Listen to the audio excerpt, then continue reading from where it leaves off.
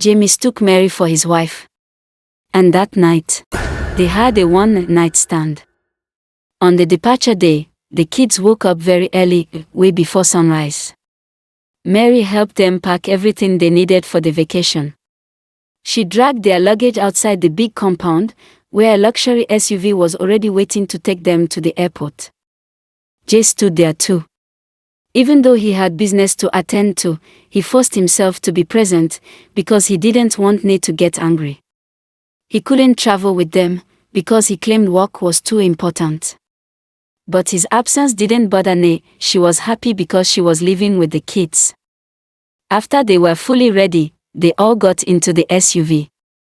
Nate gave Mary instructions on how to take care of the house. She gave her a list and a timetable of food she must prepare for Jay. They waved goodbye and drove off cheerfully toward the airport. At the airport, they boarded first class. The kids were filled with joy, smiling, chatting, dreaming.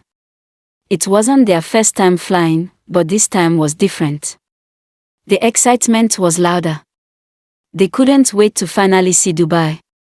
Meanwhile, back home, Mary sat silently, deep in thought. She wished she could also experience that kind of life, but she knew her position. Her job was to take care of the house. She finished her chores, poured a glass of juice, and relaxed in the living room, watching television. Tempting thoughts entered her mind, inviting friends over, misbehaving. But she quickly rejected those thoughts, because she promised loyalty to Nate. Later that evening, Jay returned home tired.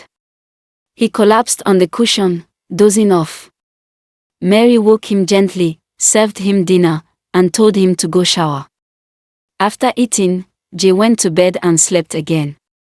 Meanwhile, in Dubai, the family arrived safely. Their apartment was very luxurious, the view was like paradise. The kids could not sleep well because of excitement. But Nate forced them to rest because they had traveled far. The next morning, the children woke up before their mother. They ran outside to the swimming pool, wearing their swimming suits, and dived into the water joyfully. When Nate woke up and saw that their room was empty, she looked out through the window and laughed when she saw them at the pool. She went down and joined them. After swimming, they had breakfast, then a private car drove them to the biggest mall in Dubai. They bought new clothes, took pictures, tasted new foods, ate snacks, ice cream, everything was beautiful. The whole day was filled with fun and adventure. They returned home exhausted but happy, and they slept deeply. Back in Nigeria, Jay closed work early that day. He rushed home, showered, dressed casually, and told Mary he was going for a colleague's birthday party. He said she should go to bed and not cook dinner. He left in his luxury car. Mary stayed up watching movies. Around midnight, Jay returned, drunk, with the help of a private driver. The gateman opened the gate.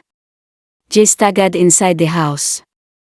Mary, who had dozed off on one of the cushions in her silk nightwear, woke up immediately and saw Jay stumbling toward the stairs. She tried to support him to his room.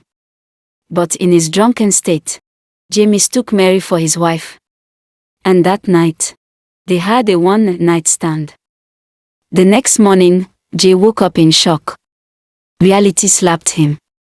He knew what he had done. Nate was a woman who had never disrespected him, never disobeyed him, never made him regret anything. He was angry at himself. He woke Mary up and warned her never to speak of what happened that night. But temptation had already opened its door. When Jay left for work, Mary stood in front of her mirror, dressed in a tight mini gown, exposing her cleavage. She sat in the living room waiting seductively. Jay tried resisting, but the temptation did not leave easily. One night became two. 2 nights became many.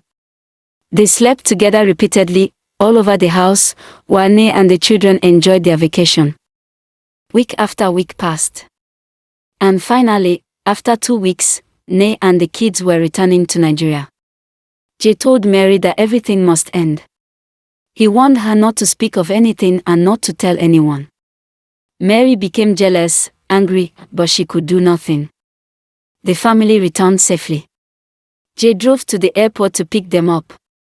The children were excited to see their father, loaded with gifts and bags, ready to show Mary everything they bought, not knowing that the real problem in that family had just begun.